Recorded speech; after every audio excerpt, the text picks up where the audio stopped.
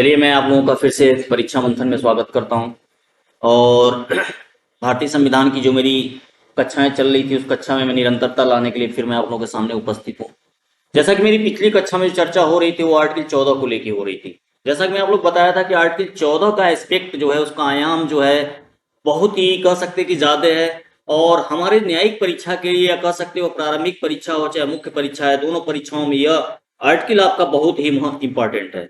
अगर हम इसके अलावा हम अगर न्यायिक निर्णयों की तरफ ध्यान देते हैं, या कह सकते हैं माननीय उच्चतम न्यायालय और उच्च न्यायालय के निर्णयों पर ध्यान देते हैं, तो यहाँ पे बात और समझ में आती है कि आप देखते होंगे कि मैक्सिमम जो आपके डिस्प्यूट होते हैं, या कह सकते हैं जो पीआईएल फाइल किया जाता है, या फिर कह सकते हैं कि आप कोई ऐसा बात जो आपके लोकहित से संबंधित हो, या फिर कोई ऐसा बात कह सकते हैं कि जहां पे किसी व्यक्ति के समानता के अधिकार की बातें होती हों, तो वहां पे आर्टिकल 14 जो होता है बहुत ही महत्वपूर्ण हो जाता है। ठीक, तो मैं इसके पहले जो मेरा क्लासेस था, थोड़ा सा मैं आप लोगों को इसमें ब्रीफ में बताऊंगा कि मेरा पिछला क्लास कहाँ पे समाप्त हुआ था। देखिए, मैं एक चीज बता रहा था कि जो आपके क्वेश्चन जो इससे बनते हैं, मुख्य परीक्षा में जो क्वेश्चन आपके बनते हैं, इस पे मैं चर्चा कर चुका हूं आप लोगों से कि जो मेरे मुख्य परीक्षा में क्वेश्चन आपके आर्टिकल 14 से बनते हैं, मैं आप लोगों को पहले ही बताया था कि इसका पहला क्वेश्चन जो आपका बनता है कि विधि के समझ समता विधियों के समान संरक्षण से आप क्या समझते हैं, इसके क्षेत्र को बताइए।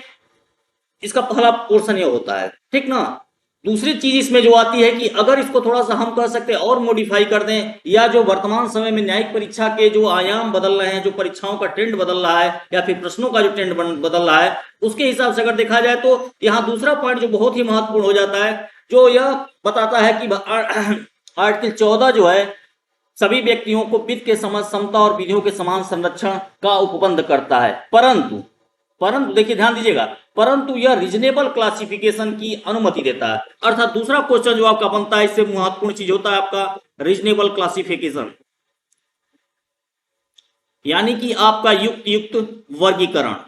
ठीक, अब देखिए इससे संबंधित क्वेश्चन, और देखिए यहां पे जब युक्त युक्त वर्गीकरण की बात आती है, तो अगर यह आर्टिकल 14 को लेके, जैसा कि मैं पहले ही बताया कि और क्वेश्चन उसमें जुड़ता है कि युक्त युक्त वर्गीकरण से क्या समझते हैं, तो वहां पे आर्टिकल 14 आपको मेंशन करके युक्त युक्त वर्गीकरण बताना पड़ेगा। ठीक, दूसरा चीज इसमें जो आता है कि अगर मान लिया जाए, केवल देखिए एक अलग से क्वेश्चन ये भी बन सकता है कि युक्त युक्त वर्गीकरण से आप क्या समझते हैं, युक्त युक्त वर्गीकरण से आप क्या समझते हैं। और दूसरा पॉइंट इसमें जुड़ सकता है कि इसके क्या आधार हैं, यानी कि जो रीजनेबल क्लासिफिकेशन हो रहा है, इस रीजनेबल क्लासिफिकेशन का क्या आधार है। देखिए, अब इसके अलावा देखिए थोड़ा सा फिर क्वेश्चन का यहां पे विस्तार हो रहा है। यह बता रहा है कि आर्टिकल 14 जो होता है विधि के समझ समता और विधियों के समान संरक्षण का प्रावधान करता है, इसका प्रावधान करता है, और साथ ही साथ क्या, यह युक्त युक्त वर्गीकरण की अनुमति देता है। ठीक ना। अब अगला इसमें एक चीज और जुड़ सकता है कि आर्टिकल 14 जो होता है युक्त युक्त वर्गीकरण की अनुमति तो देता है, लेकिन वर्ग विधायन का निषेध करता है। क्या करता है, वर्ग विधायन का यहां पे निषेध करता है। ठीक, और अगला क्वेश्चन जो आपका इसमें बन सकता है, वह जो हम कह सकते हैं कि समता के नए आयाम की आप व्याख्या कीजिए। या इस तरह भी क्वेश्चन बन सकता है कि निरंकुशता और समता और निरंकुशता एक दूसरे के कट्टर शत्रु हैं। समता एवं निरंकुशता एक दूसरे के कट्टर शत्रु हैं, इसकी व्याख्या कीजिए। ठीक, यह आपके क्वेश्चन आपके मुख्य परीक्षा में बनते हैं। साथ साथ देखिए यहां पे अगर इस क्वेश्चन आपका आता है कि समता और निरंकुशता एक दूसरे के कट्टर शत्रु हैं, अगर इस तरह क्वेश्चन बनता है, या फिर अगर इसके साथ यह भी यहां पे लिख दिया जाता है, देखिए दोनों में से एक ही क्वेश्चन हो सकता है कि समता के नए आयाम की व्याख्या कीजिए, समता के नए आयाम की व्याख्या कीजिए।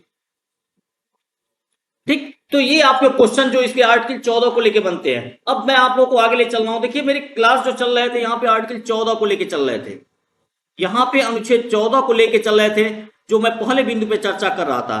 पहला बिंदु मेरा यह था कि विधि के समझ समता और विधियों के समान संरक्षण से आप क्या समझते हैं, या इस तरह भी कह सकते हैं कि यहाँ पे आर्टिकल 14 का जो मुख्य चीजें हैं, मैं उस मुख्य बिंदुओं पे चर्चा कर रहा था कि आर्टिकल 14 कह क्या रहा था। जैसा कि मैं आप लोगों को पहले ही बताया था कि यहाँ पे आर्टिकल 14 जो है हमारे संविधान में जो संवैधानिक उद्देश्य प्रदान किए गए हैं, जो संवैधानिक उद्देश्य, यहाँ पे मैं पहले ही आप लोगों को बता दिया हूं कि जो संवैधानिक उद्देश्य का तात्पर्य है कि जो हमारे उद्देश्य में वर्णित है।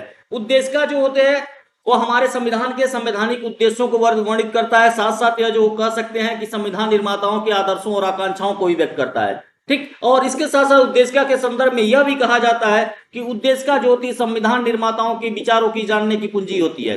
देखिए यहाँ पे जो विचारों के जानने की कुंजी की बात हो रही है, इसका तात्पर्य यह होता है कि अगर मान लिया जाए संविधान में कोई ऐसे प्रोविजन है जिसको निर्वचन करने में किसी प्रकार की दिक्कत हो रही है, कोई बाधा हो रही है, तो ऐसी स्थिति में हम क्या करते हैं, उद्देश्य का सहयोग ले सकते हैं। उद्देश्य का सहयोग लेने के पीछे इसका कारण यह होता है कि उद्देश्य जो होती है हमारे पूरे संविधान का एक तरह से कहा जाए कि सार होता है, एक आत्मा होती है। ठीक ना। तो यहाँ पे आर्टिकल 14 जो है हमारे संवैधानिक उद्देश्य जो होते हैं, उस संवैधानिक उद्देश्य को क्या करती है, गतिशीलता प्रदान करती है। इसको गतिशीलता प्रदान करती है, इसको नया आयाम प्रदान करती है। ठीक ठीक, ये चीजें आपकी आर्टिकल 14 की। अब यहां पे मैं चर्चा कर चुका हूं कि आर्टिकल 14 के बारे में कल बता दिया हूं आप लोगों को कि आर्टिकल 14 कहता क्या है, आर्टिकल 14 की मूल विधि कहती क्या है। यह कहती है कि राज्य जो है, राज्य किसी व्यक्ति को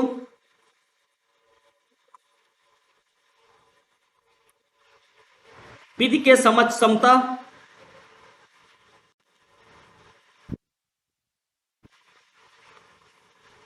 और विधियों के समान संरक्षण से वंचित नहीं करेगा।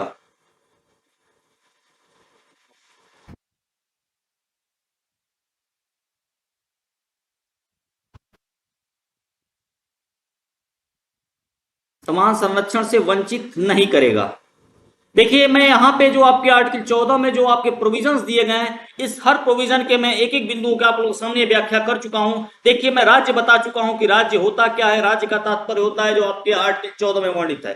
ठीक, अगला बिंदु था किसी व्यक्ति को, अर्थात कहने का तात्पर्य है कि आर्टिकल 14 का संरक्षण जो होता है सभी व्यक्तियों को प्राप्त होता है, चाहे वो नागरिक हो चाहे अनागरिक हो, और साथ साथ विधिक व्यक्ति को ही प्राप्त होता है। जैसे कि निगम है, निगम को भी आर्टिकल 14 का संरक्षण प्राप्त होता है। जैसा कि इसके संदर्भ में आप लोग बताया कि चिरंजीत लाल बनाम भारत संघ के बाद में अभी निर्धारित किया गया था कि यह आर्टिकल 14 के संदर्भ में व्यक्ति में आपके विधिक व्यक्ति भी शामिल होते हैं। ठीक, अब देखिए अगला पॉइंट जो था इसमें विधि के समक्ष समता और विधियों के समान संरक्षण, इस दोनों पॉइंटों में बहुत ही बार कह सकते हैं कि 2 मेरे क्लास इस पे हो चुके हैं और बेहतर तरीके से आप लोग सामने इस विषय पर चर्चा कर चुका हूं। अब देखिए लास्ट वाला पॉइंट जो आपका है वंचित नहीं करेगा।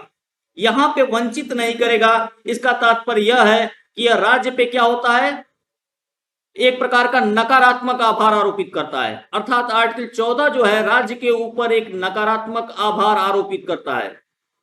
यानी कि यहाँ पे राज्य के ऊपर क्या होता है, निगेटिव ऑब्लिगेशन या क्रिएट करता है। जैसा कि मैं पहले ही इस चीज को बताया हूं कि फंडामेंटल राइट जो होते हैं वो राज्य के अगेंस्ट होते हैं, या राज्य के ऊपर एक प्रकार का ऑब्लिगेशन करता है। यह ऑब्लिगेशन है तो आपके सकारात्मक हो सकते हैं या नकारात्मक हो सकते हैं। लेकिन अगर आर्टिकल 14 के संदर्भ में हम चलते हैं तो यह आर्टिकल 14 जो है राज्य पे नकारात्मक आभार आरोपित करता है। ठीक, दूसरी बात ध्यान दीजिएगा कि यहाँ पे सेल का प्रयोग हुआ है, अर्थात कहने का तात्पर्य है कि आपका आर्टिकल 14 जो है यह क्या है, आर्टिकल 14 आज्ञापक है, मैंडेटरी है। यहाँ पे राज्य के ऊपर एक प्रकार का कह सकते हैं, इसको इस तरह भी कह सकते हैं कि आज्ञापक आभार भी आरोपित करता है। ठीक, तो इस बिंदुओं पे मैं चर्चा कर चुका था। ठीक, अब मैं चलता हूं आगे। देखिए मैं दूसरा पॉइंट इसमें आता है कि यहाँ पे आर्टिकल 14 जो है, आर्टिकल 14 का विस्तार है कहां पे, यानी इसको हम इस तरह भी कह सकते हैं कि आर्टिकल 14 का क्षेत्र क्या है।